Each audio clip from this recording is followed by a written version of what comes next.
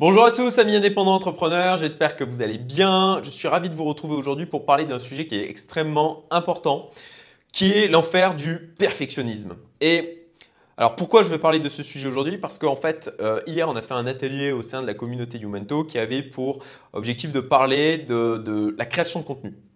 Et donc c'était animé par mon coach Jenny Bergandi qui lui produit des contenus en ligne depuis maintenant plus de 2 ans, qui a d'ailleurs atteint les 11 000, quasi les 11 000 abonnés sur YouTube et qui du coup nous parlait de la manière dont il crée ses contenus, la manière dont il s'y prend. Et on avait plusieurs personnes au sein de la communauté qui étaient là et qui en fait étaient bloquées par le fait de ne pas vouloir sortir quelque chose, que ce soit une vidéo, un podcast, un article, qui ne soit pas suffisamment parfait pour eux.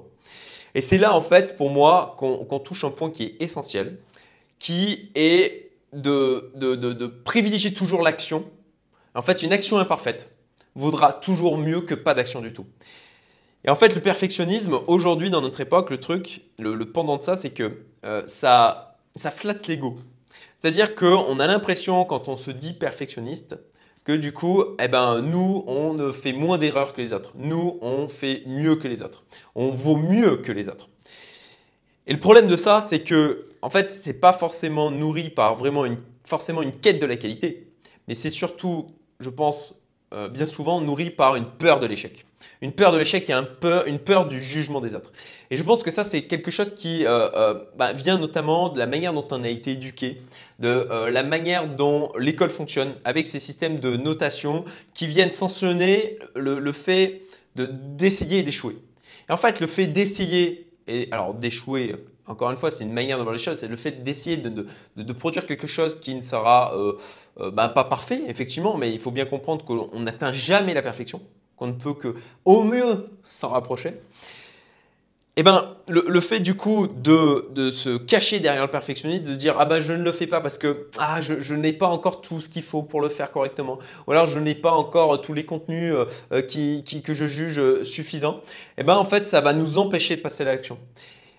Et il vaut mieux encore une fois des actions imparfaites que pas d'action du tout. Et ça pour l'illustrer, il y a une expérience que m'a raconté en fait Jenny, qui je trouve est vraiment révélatrice. En fait, c'est qu'ils ont demandé à un groupe d'élèves de produire des vases, de faire de la poterie en fait.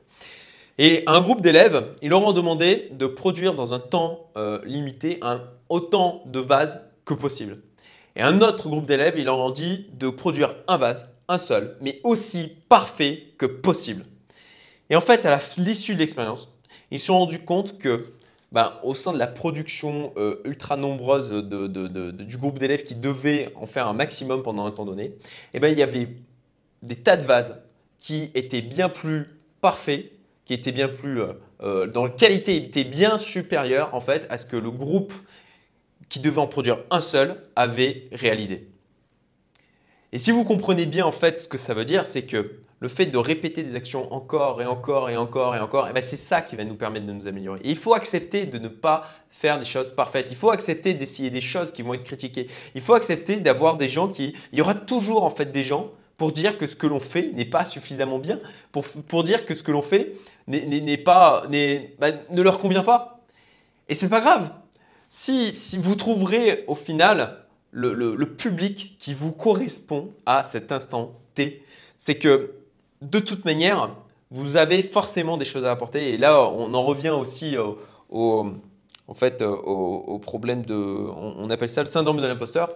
C'est que quel que soit votre niveau, quel que soit votre niveau d'expérience, vous aurez toujours des choses à apporter.